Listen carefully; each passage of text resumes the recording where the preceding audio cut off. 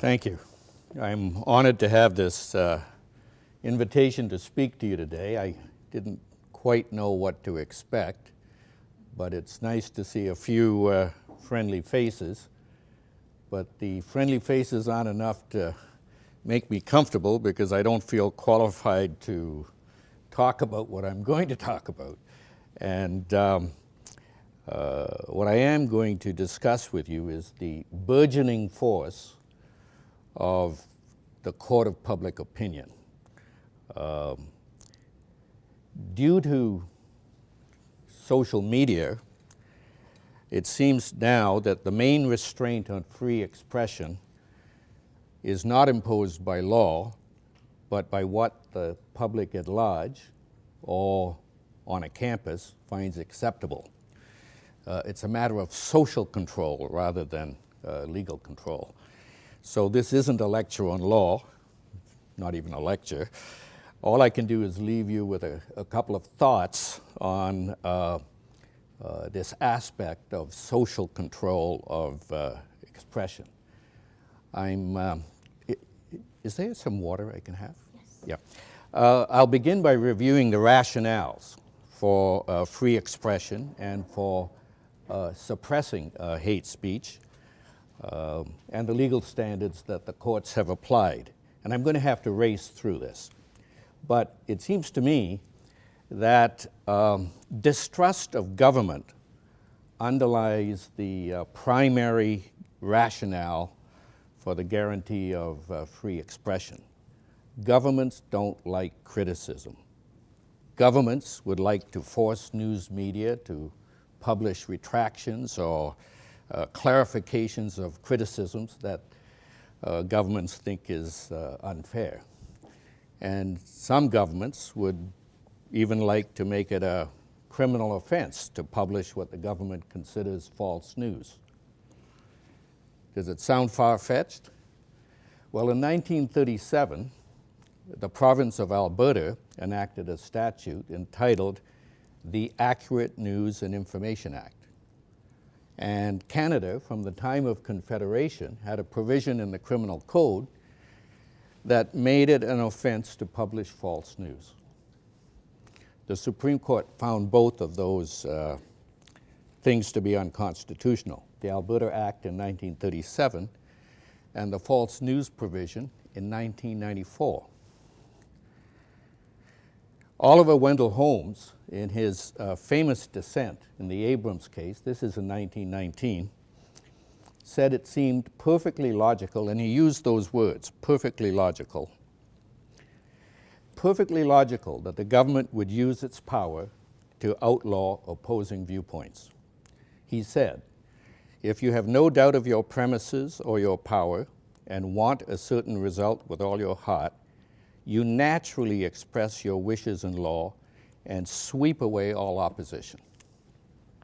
Now, history shows that governments and the established order have always tried to control dissenting points of view or criticism that might undermine them. When Milton made his celebrated statement about the truth-seeking function of freedom of expression, he said, he spoke about letting truth and falsehood grapple because truth would always win in a free and open encounter. When he made that statement, he was speaking out about the licensing order of 1643. That order required authors to have a government-issued license before they could publish anything. And it tightly controlled who could publish and what they could publish. It provided for the destruction of books and even allowed the government to imprison offenders. You know, one can go all the way back to Socrates, being sentenced to death because the established order didn't approve of what he was teaching his students. So, freedom of expression is thought necessary to control government power and so provide a stronger democratic system of governance. Our Chief Justice, in 1937, Chief Justice Duff, put it very elegantly. This is in the decision that invalidated the Alberta statute. Thank you.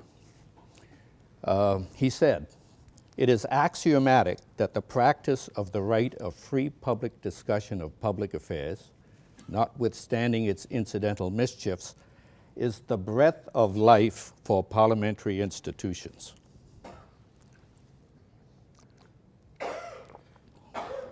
So freedom of expression also serves the search for truth, which again is essential for democracy. Oliver Wendell Holmes, again in his Abrams dissent, talked about the marketplace of ideas. He said, "The best test of truth is the power of the thought to get itself accepted in the competition of the marketplace." So without governments permitting open communication among citizens, expressing criticism and disapproval about laws and what the government is doing, people can't choose the policies and the government they will support. Without freedom of expression, there can be no true consent by the people to be governed. And this leads to stability, the rationale goes.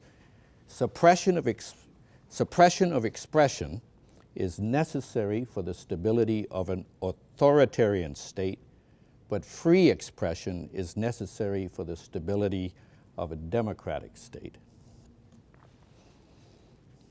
Now, apart from its political rationale, there is also a private rationale for freedom of expression. It is necessary for individual self-fulfillment. Human beings, in order to realize their full potential, need to be able to have their own thoughts, their own beliefs, their own opinions. And individual realization requires the right to express oneself. Self-expression is a natural right of human beings. So viewed from this perspective, freedom of expression is closely aligned with freedom of thought. But wait a minute, say the advocates of suppressing hate speech. Free speech is subject to all kinds of restrictions: obscenity, child pornography, false advertising, intellectual property rights, and one can even prohibit free expression by contract. It only costs you $130,000. That's $130,000 American dollars. The chair of the Commission on the Future of Multi-Ethnic Britain, this was a commission that existed between 1998 and 2000. The chair of that commission, Lord Bhikkhu Parekh, put it this way: "Although free speech is an important value, it is not the only one. Human dignity, equality, freedom to live without harassment and intimidation, social harmony, mutual respect, and the protection of one's good name and honor are also essential to the good life and deserve to be safeguarded. Because these values conflict, either inherently or in particular contexts, they need to be balanced." So those in favor of regulation of hate speech say there has not been equal access to the marketplace of ideas, which has been dominated by large private actors. And the uncompromising protection of free speech reflects the perspective of those who have been historically privileged. And as far as free speech being necessary for democracy, hate speech intimidates and inhibits people in historically disadvantaged groups from participating fully in political discourse. True democracy cannot function when people are allowed to delegitimize others as equal partners in the body politic. And so on this theory, equality is an essential precondition if society is to be truly democratic. Some advocates of the suppression of hate speech say that hate speech shouldn't even be considered expression, subject to constitutional protection. And the advocates say that the regulation of hate speech is necessary to put an end to the long lingering after effects of our colonial past and to facilitate a multicultural future where there is true equality. There's an interesting historical perspective offered by Professor Kevin Boyle. He was the Godfrey Distinguished Professor at the University of Maine School of Law. Referring to the colonial period, Professor Boyle points out, hate speech was once mainstream speech. It was central to European culture. There were no hate groups espousing racism and white superiority when it was in fact the official ideology or mainstream idea. And he describes today's racists as stuck in the past.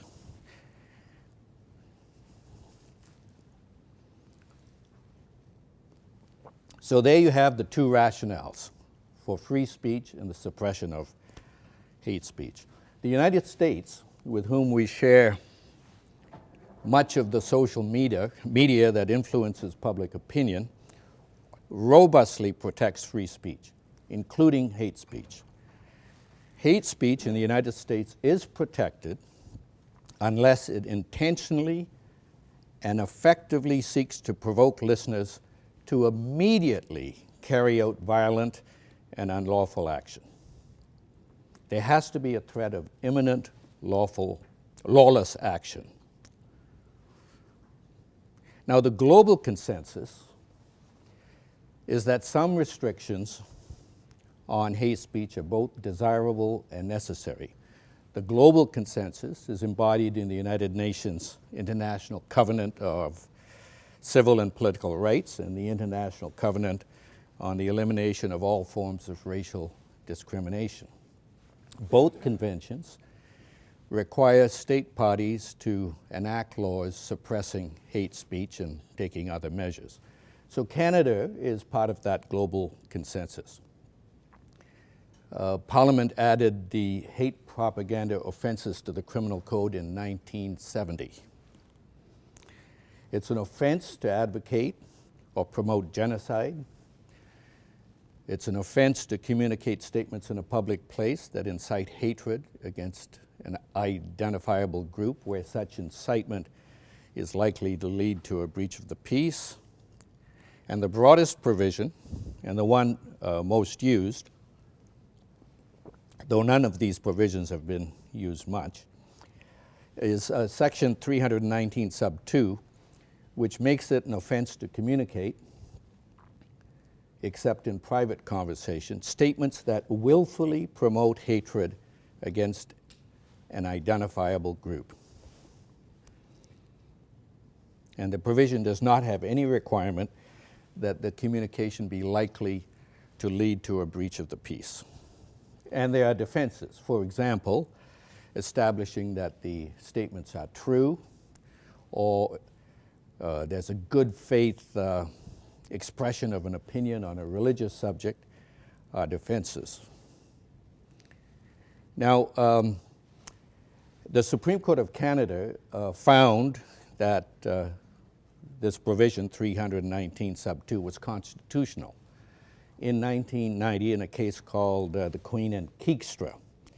The court found that hate speech is protected by Section 2B of the Charter because it has expressive content, but the court went on to apply Section 1 of the Charter by finding the law was a reasonable limit that was demonstrably justified in a free and democratic society. I'm not going to say too much about these cases because there's a more recent one I'll discuss in detail. Keekstra was argued the same day, and together with John Ross Taylor and the Western Guard and the Canadian Human Rights Commission, on which I was counsel from the time of the tribunal to the Supreme Court of Canada. And if we have time later, I can tell you some stories about that case. The case had to do with Section 13 of the Canadian Human Rights Act, and the court found that to be constitutional. Again, it breached Section 2B, but was saved by Section 1, and the court indicated because of its setting in human rights legislation, it did not require an intent to incite, because in human rights law, it's the effect of the activity that matters. And as well, it passed constitutional muster, even though it didn't provide a defense for truthful statements. Now, again, that case has been overtaken by two things. Section 13 was repealed by the Parliament in 2013, and there's a more recent case, also decided in 2013, Watcott and the Saskatchewan Human Rights Commission. Now, I'm going to spend some time on this case because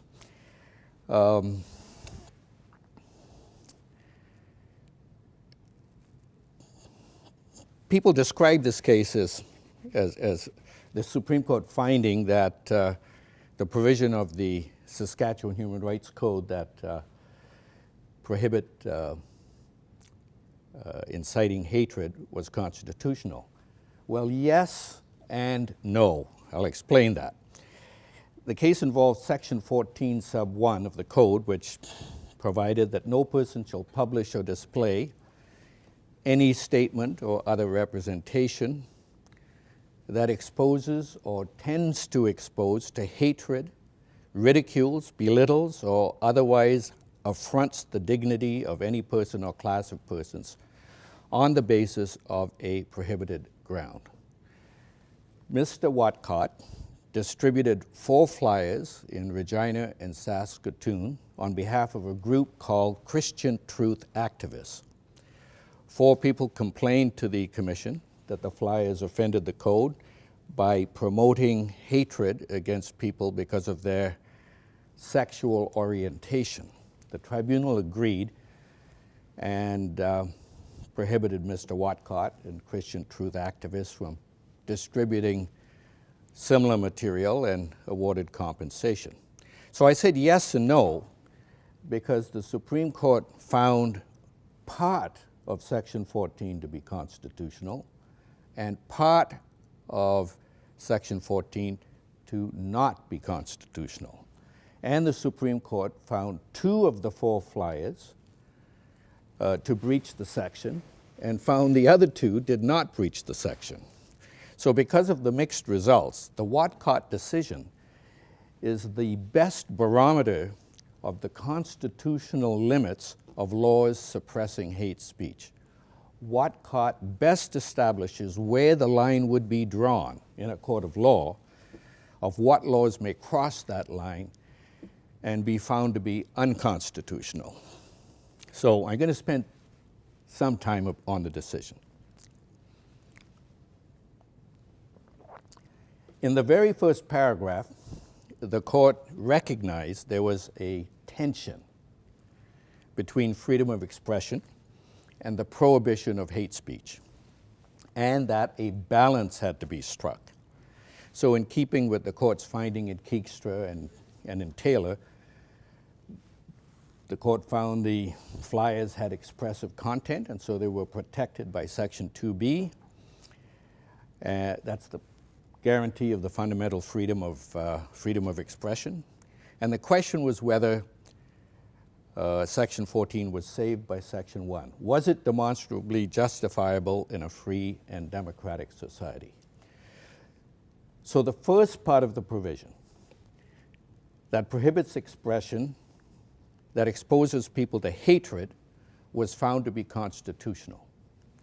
And the second part of the provision that prohibits expression that ridicules, belittles, or otherwise affronts the dignity of people was found to go too far. And it was found to be, that phrase was found to be unconstitutional. Now, as in the Taylor case, the court found intent to incite hatred or discriminatory treatment was not necessary, and that truth was not a defense. The court observed that truthful statements can be presented in a manner that would meet the definition of hate speech. And the court also said it didn't matter that the person who makes the expression really, truly, sincerely believes what they say to be true, because it is the effect of the expression that matters. So let's look at the standards now. The court said hatred is a vague word, It's capable of a wide range of meaning and intensity. So to strike the proper balance between these competing values, hatred should be understood as in its extreme meaning, detestation and vilification.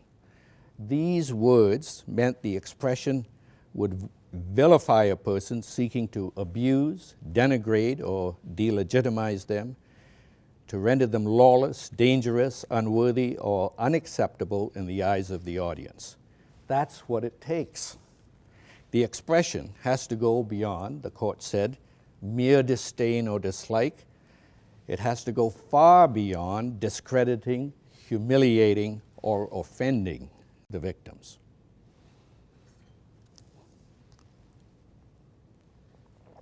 And what matters is the likely effect of the expression on the audience.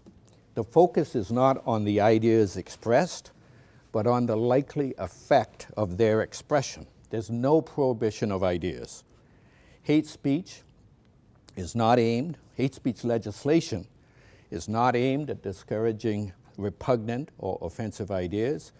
It does not target ideas, but their mode of expression in public and the effect that the mode of expression may have. So the question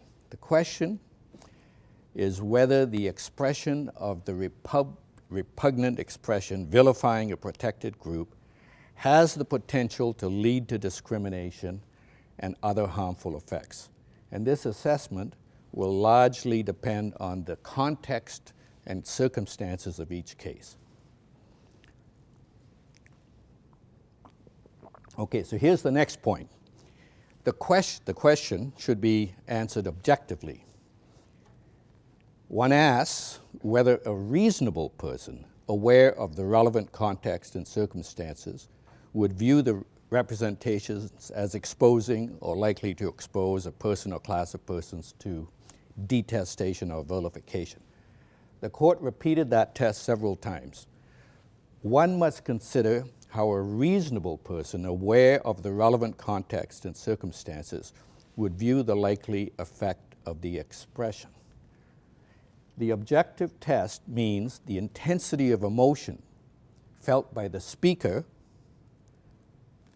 and the feelings of the targeted group are not directly relevant to the legal test of what may be suppressed. The court made this point repeatedly. I'll just read you a couple of passages. Hate speech rises beyond causing emotional distress to individual group members, nor do the subjective feelings of the complainants or persons in the target group matter. Later, restricting expression because it may offend or hurt feelings does not give sufficient weight to the role expression plays in individual self-fulfillment, the search for truth, and unfettered political discourse. Now, these are three of the rationales for free expression we discussed earlier. The court referenced all three of them and said that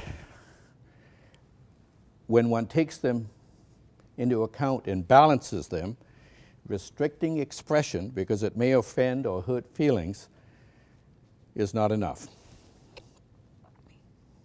And this is why the court found the second part of the provision about ridiculing, belittling, or affronting the dignity of people was unconstitutional. The court said that these words, if allowed to stand, would impair freedom of expression in a significant way. And the court recognized, it said, while the emotional damage from hate speech is indeed troubling, protecting the emotions of an individual group member is not rationally connected to the overall purpose of reducing discrimination. While it would certainly be expected that hate speech would prompt emotional reactions from members of the target group, in the context of hate speech legislation, these reactions are only relevant as a derivative effect of the attack on the group. And as a derivative effect, these are not sufficient to justify an infringement of Section 2B. So in applying the objective test, the focus has to be on the likely effect of the hate speech on how individuals external to the target group might reconsider the social standing of the group. Ultimately, the court said, it is the need to protect the societal standing of vulnerable groups that is the objective of the legislation restricting hate speech. So, the court went on to make this very clear by including a paragraph stating that constitutionally, Section 14 could not prohibit offensive ethnic humor that so infuriates many people. Again, I'm reading from the decision. Expression criticizing or creating humor at the expense of others can be derogatory to the extent of being repugnant. Representations belittling a minority group or attacking its dignity through jokes, ridicule, or insults may be hurtful and offensive. However, offensive ideas are not sufficient to ground a justification for infringing on freedom of expression. While such expression may inspire feelings of disdain or superiority, it does not expose the targeted group to hatred. So Mr. Watcott also made a claim to the Charter's guarantee of freedom of religion, which I don't need to discuss too much. He said his religion had an objection to same-sex sexual activity, and such an objection is not uncommon among many religious people. The court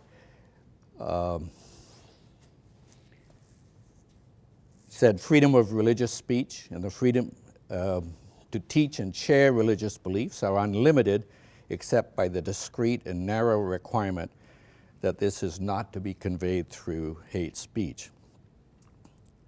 So there you have what is the latest analysis of the Supreme Court of Canada of hate speech and the constitutional limits of legislation suppressing hate speech.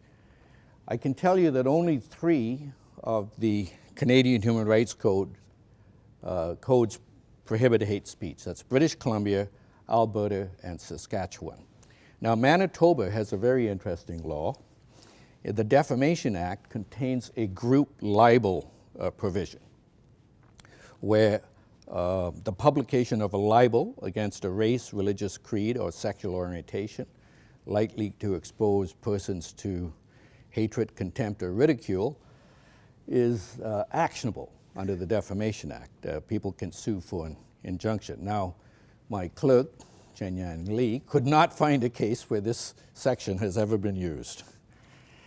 All right, so that's the context. Now, I'm going to talk about the court of public opinion, and that's the opinion of the public at large, and then also the more limited court of campus opinion, if I could say that. Technological advances in communication and the pervasiveness of social media have changed how people can express themselves and how that expression is received and understood, and how a sense of consensus can emerge. The court of public opinion can work very quickly. It seems almost at the speed of electricity.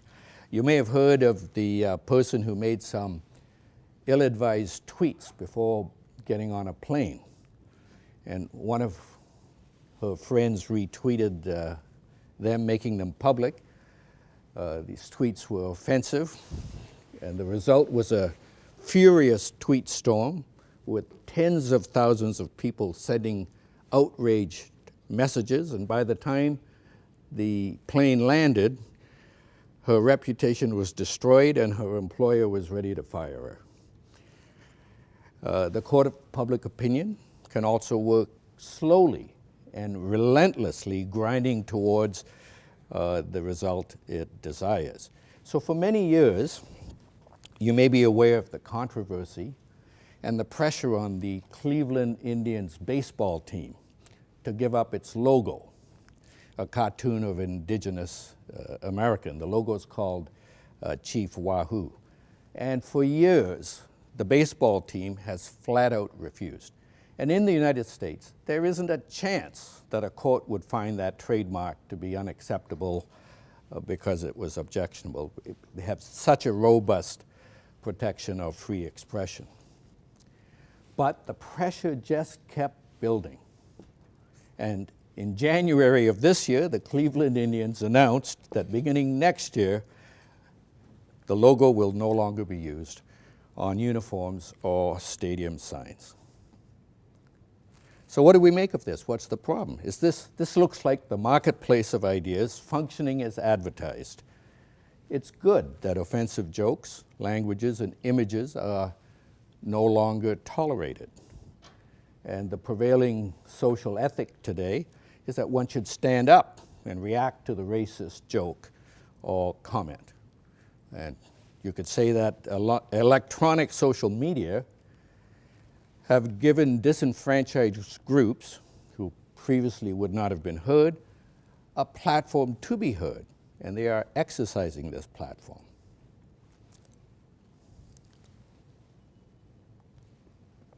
So let's look at a couple more examples.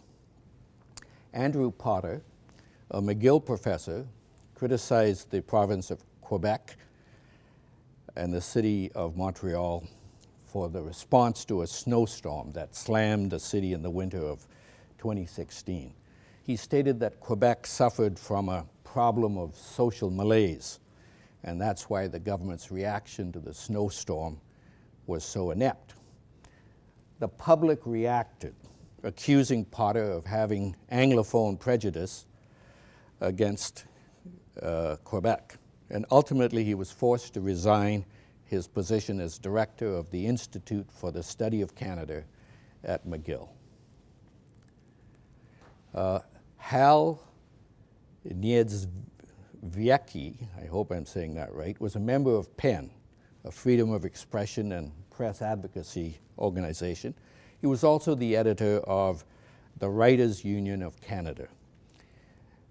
He took a position strongly opposing the idea of cultural appropriation, the idea that a white writer should not try to write from an ethnic perspective, especially an indigenous perspective. There was a strong reaction, and Mr. Niedzwiecki had to resign. The story continues. Jonathan Kay was an editor for The Walrus magazine. He criticized the way Mr. Niedzwiecki had been treated. And so he said in an interview on CBC, "There is a legitimate debate to be had about where the rights of artists to imagine other cultures end and the rights of those other cultures to avoid appropriation begin. That's a real live debate, and it doesn't help the debate when you take one side and cast them all as a bunch of racists." He had to resign too. So I'm going to take the time to give you one more because it got Toronto worldwide headlines. Valentina Lisitsa was a concert pianist who was invited to perform in Toronto by the TSO in 2015. She is an ethnic Russian, born in the Ukraine. She lives in the US now. But back in 2015, before the concert, she spoke out, she said, trying to call attention to what she claimed were atrocities against the ethnic Russian minority in the Ukraine by the Ukrainian majority. This is during the Civil War. The Ukrainian press was very critical, and protests were threatened, and the TSO canceled her performance. The director released a statement that said, "As one of Canada's most important cultural institutions, our priority must remain on being a stage for the world's great works of music and not for opinions that some believe to be deeply offensive." Not for opinions that some believe to be deeply offensive. This illustrates the standard most often applied in the court of public opinion. By the way, the TSO got a new director. Ms. Lisitsa was invited back last year, gave a concert. She didn't say anything, but she chose music that was entirely Russian. Now, the NFL players kneeling is a good illustration that the court of public opinion applies a different standard to a court of law. A court of law accepts that even burning an American flag is an act of expression and protected by the First Amendment. But NFL viewership is significantly down, and surveys say that one significant reason is that so many in the American public are offended by the players' disrespect for the national anthem. And one owner has announced that next year he's not going to have any players that kneel. Now, I'm not suggesting that the standard applied by the court of public opinion should be the same as that applied by a court of law. The fact that something is not legal doesn't mean it has to be accepted in civil society. The Supreme Court, for example, in Watcott made clear that ethnic jokes, while offensive, are not illegal hate speech. But we're all better off now that ethnic jokes are not socially acceptable. So the court of public opinion spins off a lot of benefits. But there's one significant difference that's troubling. In many cases, there is no balancing done in the court of public opinion. The value of free expression is not recognized, weighed, and accommodated in deciding what will be tolerated. In many cases, there's a complete intolerance of a different viewpoint, and in fact, active antipathy to the expression of a different viewpoint. You know, as Holmes said back in 1919, I read this to you earlier, if you have no doubt that you're right, and you want a certain result, and you have the power, it's perfectly logical that you'll sweep away all opposition. He was talking about government, but social media has given the court of public opinion the power to sweep away all opposition. And furthermore, the court of public opinion opposes a swift and uncompromising sanction. There's no thought of rehabilitation. There's no thought of discussing things with the perceived offender and winning them over to adopt a different point of view. It seems that in many cases, the only sanction the court of public opinion imposes is capital punishment. When the court demands, people lose their jobs or have their careers derailed. And most often, the court's decisions and sanctions do not take into account context and circumstances. I'll give you one more example, fairly close to home, just a block from here. Michael Maris, an emeritus professor of history at U of T, scholar of the Holocaust, made a comment. He was at Massey College, which is down the road here. He made a comment that was extraordinarily insensitive. And very quickly, a petition collected 200 signatures of students and other faculty demanding that Professor Maris be removed. And he resigned, saying, "First, I'm so sorry for what I said in a poor effort for jocular humor at lunch last Tuesday. What I said was both foolish and I understood immediately hurtful. and I want first and foremost to convey my deepest regrets to all whom I may have harmed. Professor Maris is not a repeat offender. This is the only time it's been suggested he has said anything inappropriate in a long and distinguished career as the head of University of Toronto's graduate school. But he made one offensive remark and he had to pay the price. So now it seems we're talking about what happens on university campuses.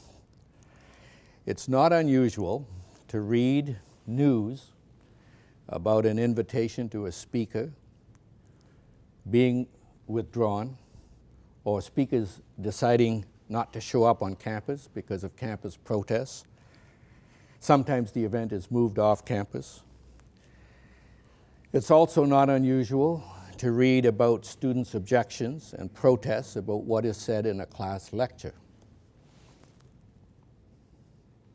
So let's look at both sides of that debate. On one side of the debate, the exploration of different ideas and points of view is absolutely fundamental to the mission of universities. One can't have learning without freedom of expression. Universities are institutions of higher learning. One cannot get a university education without freedom of expression. Knowledge can't advance without academic freedom. I mean, universities have known this for a long time, which is why they have academic tenure. If freedom of expression can't exist anywhere else, at least it should exist at universities. So people on the other side of the debate say it's about equal participation of vulnerable groups in academic life. They claim commitment to the equal dignity of all persons. The university has a responsibility to provide an inclusive and non-discriminatory learning environment.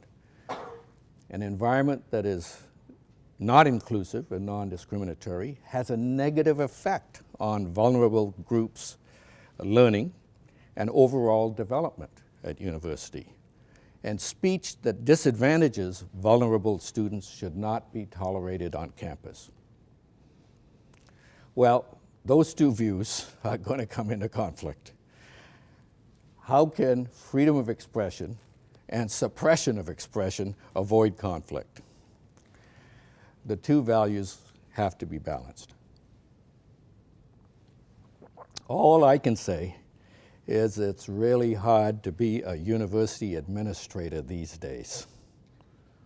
Just how hard is illustrated by a controversy at University College in London this past winter. In December, there was an unusual snowstorm in Britain. Some 13 inches fell. And the university administration sent students a message advising them that the university would remain open. The message said, "Dreaming of a white campus. Our campuses will be open and fully functioning today." Well, you can imagine what happened. Now, they had to get the message out quickly, and the author of the message likely thought it would be cute to bring to mind Bing Crosby's "I'm Dreaming of a White Christmas," but being sensitive to different religions, decided to replace the word Christmas. So you take out Christmas, you put in campus, you press send, then you look at the screen and panic. I'm dreaming of a white campus. The result was unfortunate, and of course, students protested, and of course, the university quickly apologized. So, as I said, being a university administrator these days is not easy. It's almost impossible to imagine and avoid the ways in which one may unintentionally cause offense. So luckily, I'm not a university administrator. I function in a court of law where things move slowly. There's a process. We make sure all sides are heard. Decisions are carefully explained. And if sanctions are imposed, they're imposed carefully. And rehabilitation is a very large part of the sanction. And it's not my function to address the matters we have discussed, except if and when a case comes before the court. But the Canadian Race Relations Foundation has the statutory mandate to promote harmonious relations between people in a multi-ethnic Canada, and to do the research and to forge the institutional links necessary to fulfill that mandate. The working of the Court of Public Opinion needs to be examined. What are its benefits and what are the harms that it occasions? Now, you may have noticed that for the most part, I have tried to avoid giving any detail about the content of expression that was at issue in the cases or scenarios we've discussed. I did not want to cause offense or make anybody uncomfortable. But you ask yourselves, would it have been helpful and more informative and deepened your understanding if I had analyzed the content of the 2 flyers that the Supreme Court found breached the Saskatchewan Code in Whatcott and compared it to the 2 flyers that did not? I can tell you that if I had been giving this talk 5 years ago, I would not have thought twice about analyzing all 4 flyers and reading out what the flyers said. So what do you make of that? Has the Court of Public Opinion had a chilling effect on the value of my expression and the way I express myself? Or has it taught me to be more sensitive to others? I leave that with you. Another thing worth studying is to what extent can a court of public opinion be manipulated by computerized digital algorithms that make it appear a particular point of view expressed in social media has more support than it actually has? Or is it already being manipulated in that way? We're just finding out in the news what they do during elections, and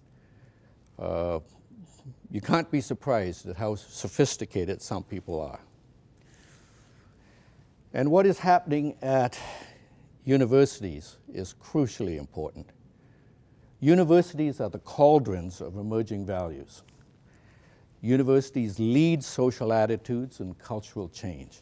Once values become ingrained, accepted and ingrained at universities, they spread out into broader society. And so the tension between free expression and equity seeking has come into sharp focus at universities. And this is another matter that I think deserves the attention of the Canadian Race Relations Foundation to study and forge the institutional links, foster greater public understanding and appreciation of both the fundamental value of freedom of expression and sensitivity to vulnerable groups' aspirations. No.